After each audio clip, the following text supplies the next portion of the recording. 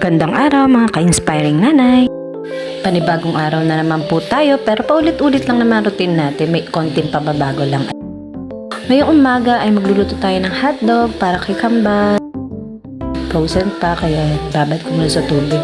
At habang nakababad, ayan, nag-ayos na ako ng pugon na paglulutuan. Yan tayo sa pugon dahil nagtitipid tayo sa gasol. Wala talaga tayong pambiling gasol, yun lang talagang totoo.